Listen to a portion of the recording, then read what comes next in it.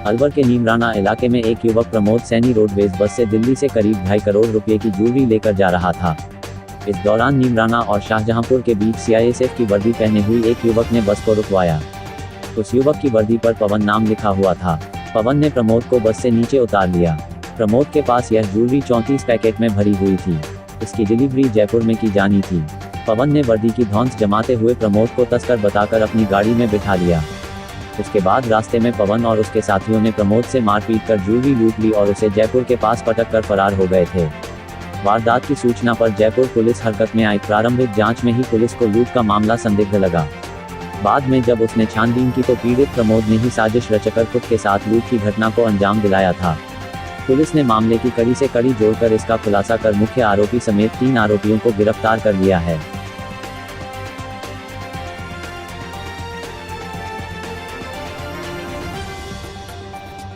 शाहजहांपुर इलाके की एक महिला के साथ जयपुर के राजेंद्र नगर में रेप करने के बाद हत्या कर दी गई।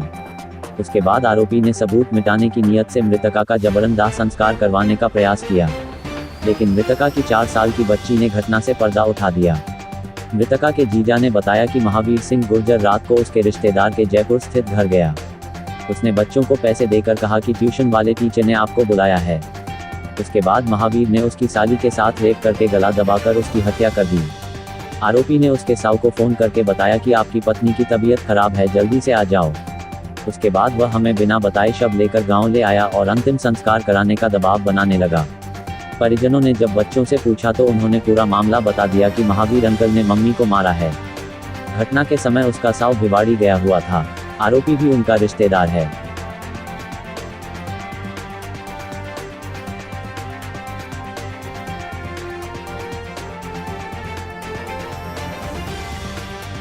दिल्ली पुलिस की हेड कांस्टेबल सीमा ढाका नई इंसेंटिव स्कीम के तहत 3 महीनों के अंदर ही वक्त से पहले प्रमोशन पाने वाली पहली पुलिसकर्मी बन गई है।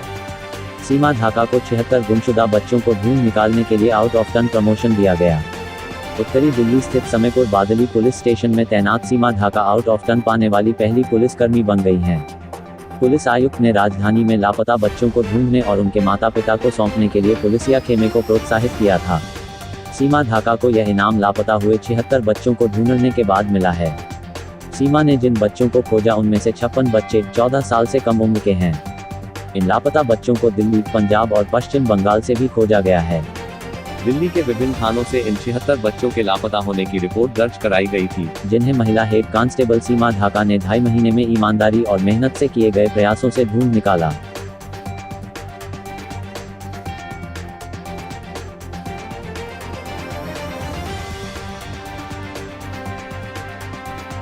हिमाचल प्रदेश की मणिकर्ण घाटी के पीनी गांव की एक अजीबोगरीब परंपरा। यहाँ औरतें साल में 5 दिनों तक बिना कपड़ों के रहती हैं। यह परंपरा सावन के महीने में निभाई जाती है। मान्यता है कि इन 5 दिनों में अगर कोई भी महिला कपड़े पहनती है तो उसके घर में कुछ अशुभ हो सकता है और अप्रिय समाचार सुनाई पड़ सकता है। इसके पीछे एक कहानी है। गांव के कुछ लोगों का मानना है कि सदियों पहले यहाँ एक राक्षस सुंदर कपड़े पहनने वाली औरतों को उठा ले जाता था, जिसका अंत इस गाँव में देवताओं ने किया। अब इस परंपरा को निभाने के लिए महिलाएं 5 दिनों तक कपड़े नहीं बदलती हैं और बेहद ही पतला कपड़ा पहनती हैं। पहले महिलाएं 5 दिनों तक निर्वस्त्र रहती थीं।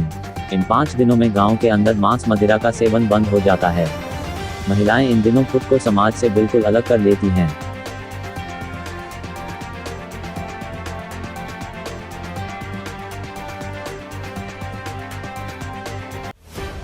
मध्य प्रदेश के विदिशा में 70 साल की बुजुर्ग महिला से बलात्कार और हत्या ने इंसानियत को झकझोर कर रख दिया है। एक बुजुर्ग महिला अपने खेत में सिंचाई की देखरेख करने पहुंची थी। इस दौरान ओलीजा गांव के बाहरी इलाके में अज्ञात हमलावरों ने पहले तो बुजुर्ग महिला के साथ बलात्कार किया, फिर उसकी पीट कर हत्या कर दी।